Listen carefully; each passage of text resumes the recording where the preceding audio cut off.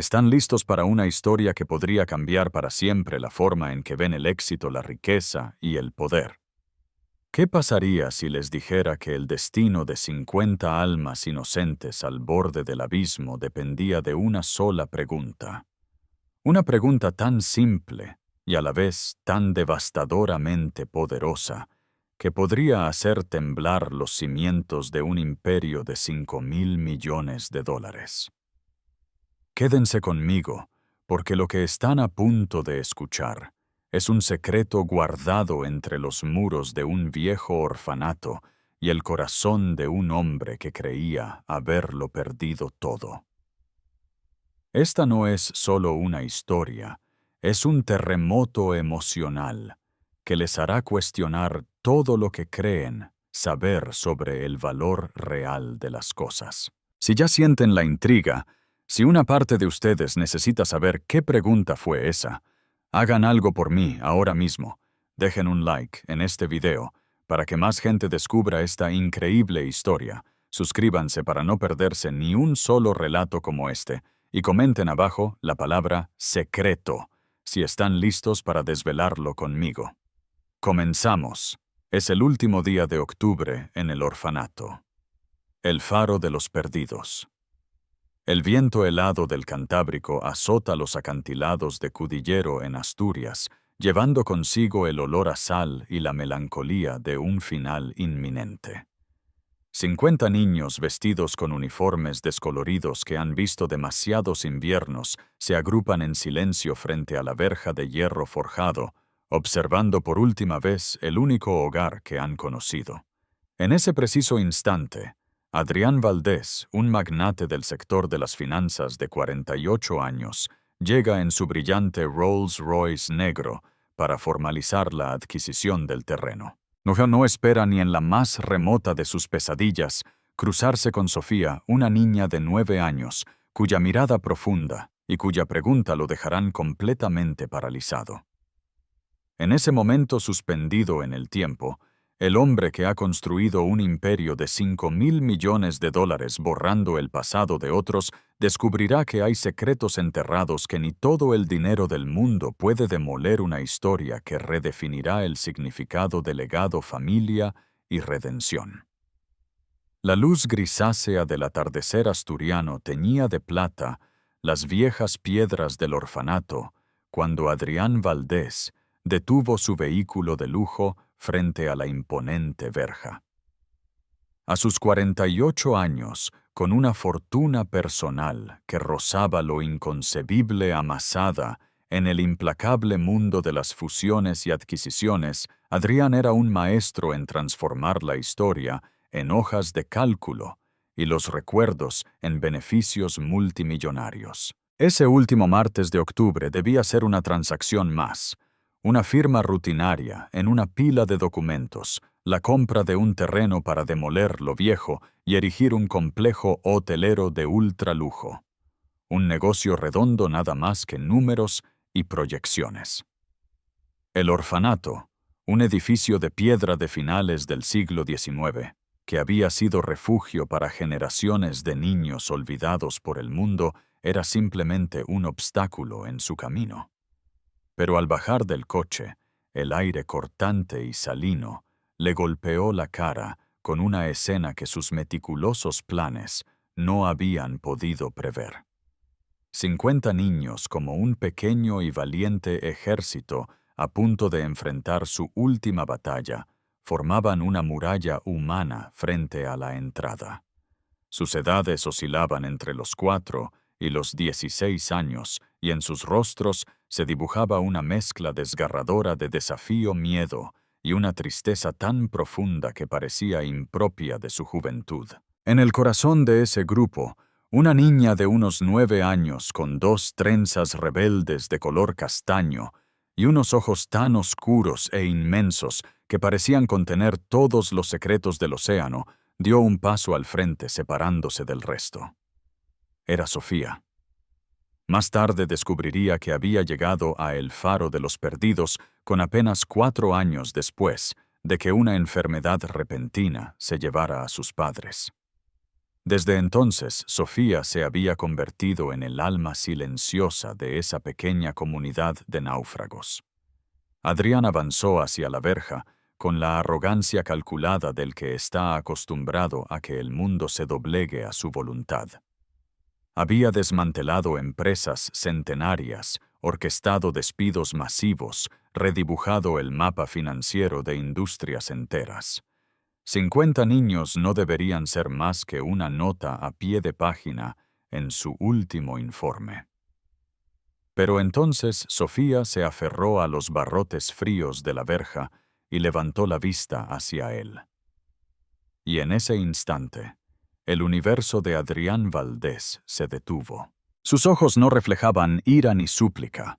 Lo que vio fue una curiosidad pura atómica, una mirada que parecía atravesar su traje de $1000, su fachada de indiferencia, y penetrar directamente en el árido desierto que era su alma. La pregunta llegó. No fue un grito sino un susurro que cortó el silbido del viento. Una frase pronunciada con la inocencia desarmante de quien todavía no ha aprendido a disfrazar la verdad. ¿Por qué va a cerrar nuestro hogar? Adrián se quedó paralizado. Literalmente. El aire se le escapó de los pulmones. En 25 años de una carrera meteórica, había lidiado con las preguntas más hostiles de periodistas de investigación, las más complejas de juntas directivas, las más tramposas de abogados rivales. Había salido airoso de todas ellas. Pero esa pregunta tan simple, tan directa, formulada por una niña de 9 años, lo despojó de todas sus defensas. Se sintió desnudo, expuesto.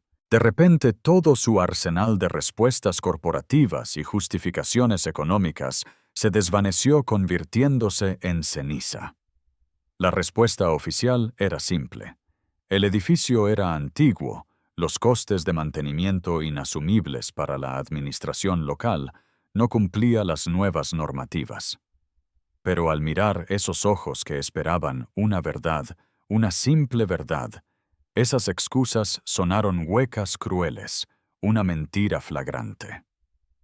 Detrás de Sofía, como atraídos por un imán invisible, los otros niños se acercaron. Allí estaba Leo, de 13 años, que instintivamente puso una mano protectora sobre el hombro de los más pequeños, un hermano mayor forjado a la fuerza. Estaba la pequeña Elena de 7 años, que se aferraba a un oso de peluche raído como si fuera su único ancla en el mundo. Y Mateo de 16, con una expresión de dureza aprendida en las calles, que no lograba ocultar el pánico en su mirada.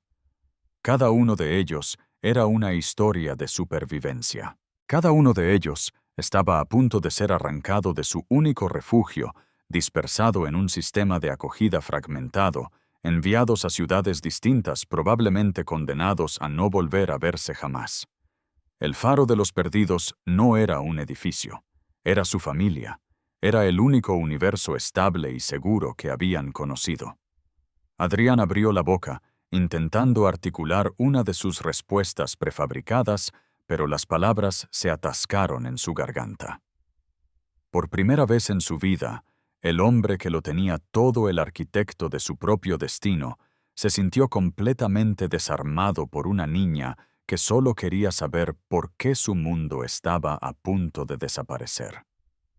El viento arrastraba el olor del mar y de la tierra húmeda del pequeño jardín del orfanato. Era un aroma a vida auténtica, a raíces, a algo que Adrián, en su mundo de cristal y acero, había olvidado por completo que existía.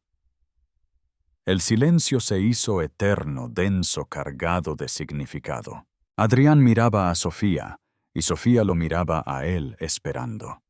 Detrás de ella, los susurros de los otros niños crearon una banda sonora de ansiedad y esperanza. Finalmente Adrián consiguió hablar. Su voz sonó extraña, rasposa, como si se hubiera oxidado por el desuso de la sinceridad. Intentó explicar la complejidad de la situación, las finanzas, las regulaciones. Pero Sofía no se movió. Con la persistencia inquebrantable de los niños que no entienden de medias verdades, simplemente ladeó la cabeza y volvió a preguntar de otra forma. Pero, ¿no hay otra solución? Adrián desvió la mirada más allá de la niña hacia el edificio que planeaba convertir en escombros. Era viejo, sí, pero no estaba abandonado. Se notaba el amor en cada detalle. Los muros de piedra parecían susurrar las historias de quienes encontraron refugio allí. Las ventanas estaban impecables y en cada alféizar había pequeñas macetas con geranios cuidados con esmero, como pequeños actos de fe. Fue entonces cuando hermana Isabel, la directora del orfanato, salió del edificio. Una mujer de unos 65 años, cuyo rostro era un mapa de arrugas dibujado por el cansancio y una vida de sacrificio, pero iluminado por una serenidad y una dulzura que ninguna adversidad había logrado apagar. Al ver a Adrián, una sombra de tristeza cruzó su rostro, el peso de saber lo que su presencia significaba. Con una voz suave, le explicó a Sofía que las decisiones de los adultos a veces eran difíciles de entender, que el ayuntamiento ya no podía hacerse cargo y que el señor Valdés iba a construir algo nuevo y moderno en ese lugar. Sus palabras eran amables, pero cargaban con el sabor amargo de una realidad inevitable. Leo, el chico de 13 años, dio un paso al frente con una madurez que dolía ver. ¿Y a dónde iremos? ¿Nos separarán a todos?, preguntó su voz, a punto de quebrarse. Hermana Isabel le aseguró que encontrarían familias maravillosas para todos, pero la tristeza en sus ojos desmentía su optimismo. Sabía, como todos allí, que la realidad sería mucho más dura, que muchos de ellos, especialmente los mayores como Mateo, acabarían en centros juveniles lejos de cualquier cosa que se pareciera a un hogar. Sofía asimiló la información con una gravedad impropia de su edad. Luego, en un susurro apenas audible, dijo: «Pero es que yo no me quiero ir. Aquí está Leo, que me ayuda con los deberes, y Elena, a la que le cuento cuentos por la noche para que no tenga miedo. Aquí está nuestro huerto». Adrián sintió algo removerse en su interior. Un crujido, como una fisura en el muro de hielo que rodeaba su corazón. Miró a esa niña tan pequeña y tan inmensa a la vez, enfrentando la aniquilación de su mundo con una dignidad que él rara vez había visto en los consejos de administración. Por primera vez en 25 años de carrera implacable, Adrián Valdés empezó a dudar. ¿Era justo el precio del progreso? ¿Estaba él con sus 5.000 millones creando realmente valor o simplemente destruyendo lo único valioso que aquellas almas poseían? La pregunta de Sofía seguía resonando en su mente, un eco imposible de acallar, y por primera vez en su vida de éxito incontestable, no tenía ni la más remota idea de cuál era la respuesta correcta. Hermana Isabel, con esa sabiduría ancestral de quien ha pasado una vida leyendo almas, notó la turbación en el rostro de Adrián. Y entonces hizo algo completamente inesperado, algo que no estaba en ningún guión. En lugar de facilitar la despedida y permitir que el magnate se fuera con su incómoda y fugaz punzada de culpa, lo invitó a entrar. Le dijo que los niños habían preparado algo especial. Una última ceremonia para despedirse de su hogar. Un último acto de amor dirigido a las paredes que los habían visto crecer. Adrián dudó. Miró instintivamente su reloj de platino. Su agenda era una máquina perfectamente engrasada. Firmas, reuniones, vuelos. No había espacio para desvíos sentimentales que pudieran complicar una transacción ya cerrada. Pero entonces sus ojos se encontraron de nuevo con los de Sofía, que seguían fijos en él, y en ellos vio una llama titilante de esperanza. Y en contra de toda su lógica empresarial, de todo su instinto depredador, asintió. La verja se abrió con un chirrido largo y lastimero, como un suspiro de rendición. Y Adrián Valdés entró en un mundo del que, a pesar de haber estudiado cada plano y cada metro cuadrado, no sabía absolutamente nada. El patio interior era un oasis secreto. Olivos centenarios cuyos troncos retorcidos parecían sabios ancianos, daban sombra a bancos de madera, grabados con nombres y fechas, pequeños monumentos a existencias anónimas. Sofía caminó a su lado transformándose en una pequeña y orgullosa guía turística. Le señaló el huerto donde cultivaban sus propias hortalizas, explicando con una seriedad casi científica cómo Mateo era el experto en tomates y cómo era fundamental contarles historias a las lechugas para que crecieran fuertes y sabrosas. Adrián, desconcertado, descubrió que Sofía les susurraba a las plantas los cuentos que su madre solía leerle. Al entrar en el edificio, una oleada de calor lo envolvió. No era la frialdad institucional que él había imaginado, sino la calidez palpable de un hogar. Las paredes estaban cubiertas de vida, dibujos vibrantes, fotos de excursiones a la playa, diplomas conseguidos con esfuerzo en competiciones escolares. En la sala común, el corazón del orfanato, unos 30 niños preparaban un escenario improvisado con sábanas viejas y flores del jardín. Al ver a Adrián se hizo un silencio absoluto. Todos lo miraban con una mezcla de temor y curiosidad. Leo, actuando como maestro de ceremonias, se acercó y con una formalidad conmovedora le explicó que habían preparado una pequeña función de despedida. Le preguntó si le gustaría quedarse a verla. Su tono era cortés, pero la pregunta era una súplica desesperada por tener un testigo, alguien que entendiera la magnitud de su pérdida. Adrián volvió a mirar su reloj. Debía estar en Madrid en menos de 3 horas para una cena de negocios crucial. Otro acuerdo más ceros en su cuenta. Pero al levantar la vista se vio atrapado en una red de 50 pares de ojos esperanzados, y se sentó en una de las pequeñas sillas de madera. ¿Estás sintiendo lo mismo que yo? Si esta historia te está llegando al corazón, si sientes la injusticia y la esperanza luchando en tu interior, por favor, apóyanos con un like y suscríbete al canal para que podamos seguir trayendo relatos que importan.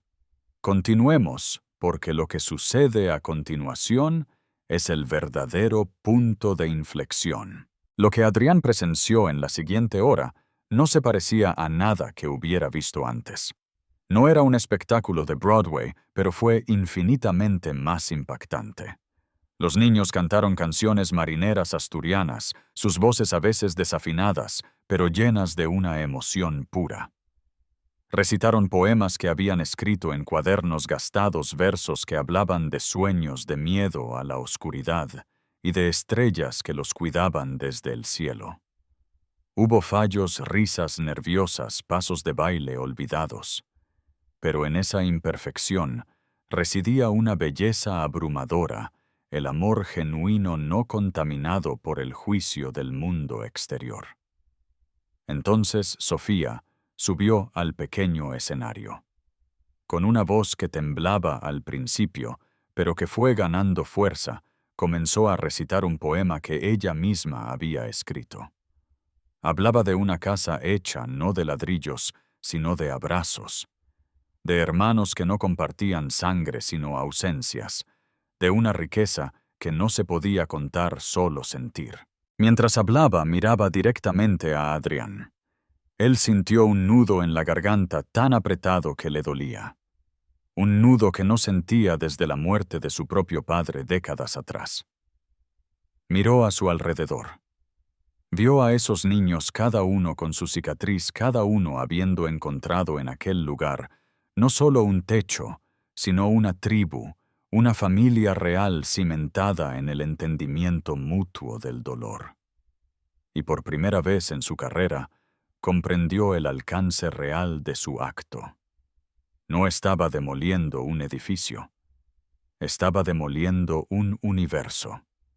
Estaba extinguiendo el único faro en la vida de 50 náufragos para construir un hotel de lujo cuyas suites costarían más por noche de lo que aquellos niños tendrían en toda su vida.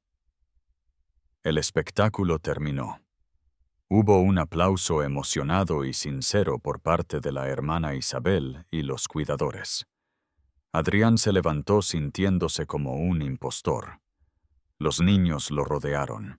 La pequeña Elena le tiró de la manga de la chaqueta. Aquí cuando por la noche tienes pesadillas, le susurró, siempre hay alguien que te abraza hasta que se te pasa el miedo. Sofía cuenta los mejores cuentos del mundo. Cuentos de niños que encuentran casas mágicas de las que nunca los echan. Esas palabras fueron como un puñetazo directo al estómago. Él era el monstruo de esos cuentos. Él era quien los estaba echando. Hermana Isabel, viendo la conmoción en su rostro, lo invitó a quedarse a cenar. La última cena. Por primera vez en décadas, Adrián Valdés canceló una cita de negocios multimillonaria. El comedor era modesto, pero olía a hogar.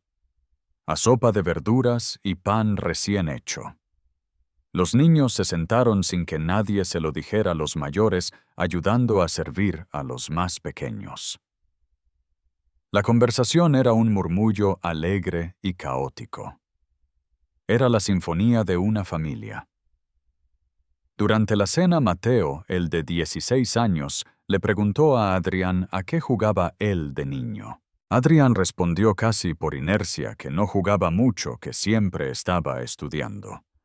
Entonces Sofía, con su lógica infantil aplastante, le preguntó, ¿pero te gustaba estudiar? Adrián se quedó en blanco. ¿Cuándo había sido la última vez que alguien le había preguntado si algo le... Esa noche, en la suite presidencial del hotel más caro de la región, Adrián no pudo dormir. Las sábanas de 1000 hilos le parecían ásperas, la habitación inmensa y vacía. No dejaba de ver los rostros de los niños. A Sofía contando cuentos para espantar el miedo a Leo, actuando como un padre a Mateo, escondiendo su terror tras una fachada de chico duro. Por primera vez se preguntó qué estaba construyendo realmente. Rascacielos para gente que ya lo tenía todo. ¿Era ese su legado? Ser el hombre que apagó un faro para construir un hotel. A la mañana siguiente, Adrián despertó con una claridad que no había sentido en años. Canceló su reunión con el notario. En su lugar condujo su Rolls Royce de vuelta por la carretera sinuosa hasta Cudillero. Volvió a El Faro de los Perdidos. Los encontró en el patio recogiendo sus escasas pertenencias en bolsas de lona. Había un silencio pesado, el silencio de la resignación. Cuando vieron su coche, Sofía fue la única que corrió hacia la verja. No con miedo, sino con una extraña chispa de esperanza en los ojos. Adrián entró y se vio rodeado por todos. Con la voz entrecortada por una emoción que no sabía que era capaz de sentir, anunció que había cambiado de opinión. Que había entendido que estaba a punto de destruir algo infinitamente más valioso que cualquier cosa que él pudiera construir. Y entonces pronunció las palabras mágicas: el faro de los perdidos no se cierra. El silencio que siguió fue absoluto total. Un silencio de incredulidad. Luego un susurro, una exclamación, y de repente una explosión de alegría pura. Gritos, llantos, risas, abrazos. Hermana Isabel se llevó las manos a la boca sin poder creerlo. Adrián, abrumado, explicó su plan. No solo no lo demolería, sino que compraría el edificio a la administración, lo restauraría por completo y crearía una fundación para asegurar su financiación a perpetuidad. Una fundación para darles el mejor futuro posible. Sofía se abrió paso entre los demás. Eso significa que... ¿Que podemos quedarnos juntos?, preguntó. Adrián se arrodilló para quedar a su altura. Significa, dijo mirándola a los ojos, que ésta seguirá siendo vuestra casa todo el tiempo que la necesitéis. La explosión de júbilo fue indescriptible. Adrián se encontró de repente sepultado bajo un mar de pequeños brazos de gracias, ahogadas en lágrimas de sonrisas que valían más que sus 5.000 millones de dólares. Sofía le preguntó por qué. ¿Por qué cambiaste de idea? Y Adrián le dio la única respuesta verdadera. Porque tú me hiciste una pregunta que yo no sabía contestar. Y al no saber qué decir me ayudaste a encontrar la respuesta correcta. Hay cosas, Sofía, que nunca deberían cerrar. La verdadera riqueza no está en lo que ganas, sino en las sonrisas que eres capaz de crear. Hermana Isabel dijo que era un milagro. Adrián la corrigió con una sonrisa nueva en su rostro. No, hermana. Es justicia. Por primera vez en su vida sentía que estaba construyendo algo que perduraría para siempre. Un año después, el faro de los perdidos era a la vez irreconocible y exactamente el mismo. Adrián había cumplido cada una de sus promesas. Las obras de restauración habían sido una obra de amor. La vieja piedra había sido tratada y consolidada, pero el alma del lugar permanecía intacta. Ahora había aulas de informática, una biblioteca que hacía que a Sofía le brillaran los ojos, un pequeño estudio de música donde el talento de Leo con la guitarra florecía, e incluso una piscina cubierta que era la envidia de la comarca. Pero la transformación más profunda había ocurrido en Adrián. Había vendido su participación mayoritaria en el fondo de inversión. Lo que empezó como una transacción se había convertido en el propósito de su vida. Cada fin de semana, el Rolls-Royce negro aparcaba frente a la verja, pero ya no como el coche de un magnate, sino como el de un miembro más de la familia. Se le podía ver intentando explicar álgebra a Mateo, escuchando absorto las nuevas historias de Sofía o jugando al fútbol en el patio, corriendo torpemente entre las risas de los más pequeños. Había descubierto la paternidad en su forma más pura, la que se elige. Un sábado por la tarde, mientras ayudaba a Elena a construir un castillo de arena en el jardín, Sofía se le acercó con esa solemnidad que reservaba para las cosas importantes. Le preguntó si podía llamarlo tío Adrián. Él sintió un calor en el pecho que creyó haber perdido para siempre. Respondió que nada le gustaría más en el mundo. La noticia corrió como la pólvora, y pronto de cada rincón del orfanato surgía la voz de un niño llamando tío Adrián. Y por primera vez en su vida de éxito vacío, Adrián Valdés se sintió verdaderamente rico. Descubrió que un legado no se mide en la altura de los edificios que levantas, sino en la profundidad de las raíces que ayudas a crecer. Cuando el primer grupo de niños, incluida la pequeña Elena, fue adoptado por familias maravillosas que habían conocido el orfanato, gracias a la nueva fundación, la despedida fue agridulce. Adrián observó cómo Sofía, ahora con 10 años, abrazaba a su amiga y entendió la lección final. El amor verdadero no se encierra, se comparte. A veces, salvar algo significa darle las alas para volar hacia un futuro aún mejor. Sofía se acercó a él. «Estás un poco triste, ¿verdad, tío Adrián?» Él asintió. «Un poco. Pero estoy más feliz porque Elena ha encontrado una casa mágica como en los cuentos». Sofía sonrió con una sabiduría que desbordaba su edad. «Sí, los finales felices existen de verdad».